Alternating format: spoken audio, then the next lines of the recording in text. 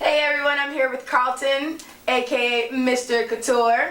How are you today, sir? I'm amazing. How are you? Great!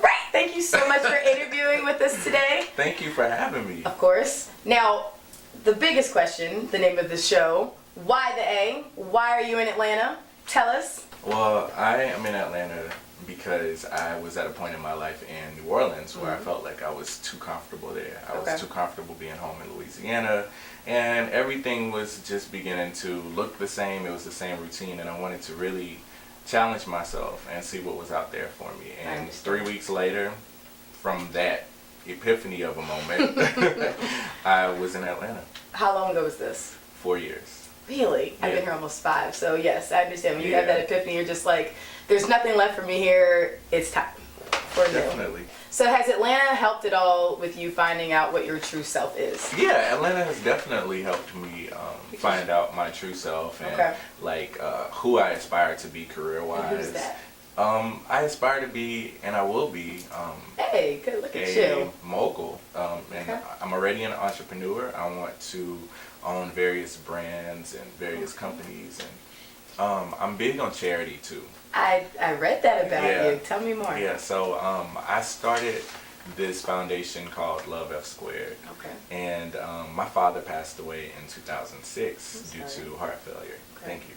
And as a preacher's kid, like driving home on Sundays, we would pick up like homeless people and like bring them to get food and bring some of them home. And as a kid, you don't really understand that. You're like, why are these people in my car? Strangers, Right? Absolutely. in our car right now. So I just wanted to do something to kind of honor my father's legacy. That is awesome. And I started Love F Squared, which stands for Love, Food, and Fashion.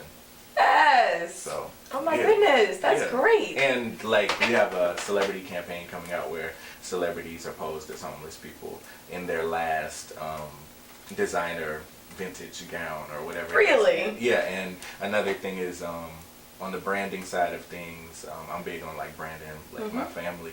So all of the dresses that they wear are from my mother's closet from like. Stop it. Yeah, from like. That is incredible. Years and years ago.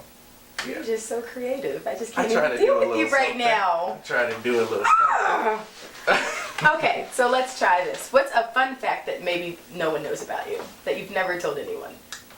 I sing and I want to tap dance.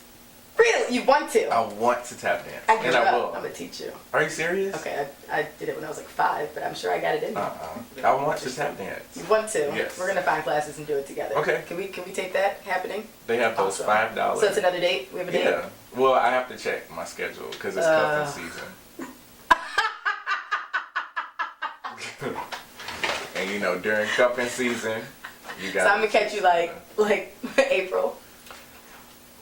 Hopefully you won't so be able rude. to catch me because next time it has to be like, you know, for real, for real. I'm not with like, let's get in season and out of season and off season and you in it to win it and all that. all day. Yeah.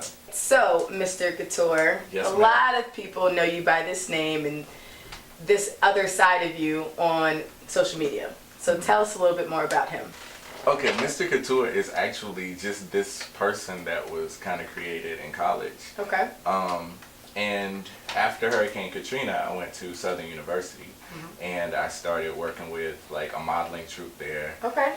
My own actually, because I was always interested in like fashion and everything. So you could teach me how to walk. So I started that, and so the name of the modeling troupe was House of Couture at the time, and people couldn't remember me because I was a new boy on campus. Okay. And they were like, "Oh, that's Mr. Couture." So I was just like, "Hey, like that kind of has a ring to it." Right. And then, like gradually, I just started like doing commentary, just talking about what was on TV, you know, and a group of me and some colleagues online would be like, you know, let's tweet tonight when such and such a show on, and then people just kind of started liking it. And then when I would go through stuff, I would just tweet out these inspirational messages because I felt like that was part of like my calling in life, and people it just catches on.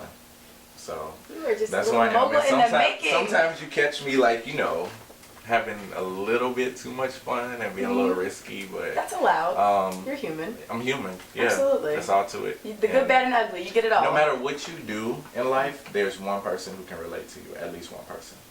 Absolutely. Just like there's one person out there for all of us crazy people. But we don't all admit it. Yeah, most people it takes them a minute. Yeah, But it's really important knowing who you are, and you really seem to have grasped that. You have to be what you want to attract. Absolutely. I always say it, like, if you're tired of being treated like trash, stop looking at dumpsters. Because if you spend all your time in a dumpster, you're going to be treated like what? Yes, all day. You become a product of your environment. Absolutely. Absolutely. It's just like the guilty by association. Yeah. Don't keep it around if you don't want it. And you can, if you think about it, your brain is a chameleon. So whatever you're around is going to change into that, like, spiritual. Yeah. I love you. Yeah. I love you too. I usually don't say that on the first date. date. Can you fit in my back pocket? Can you pick me up in one of them RAV4s that I hate you. that Pebbles that got TLC when next time we have an interview?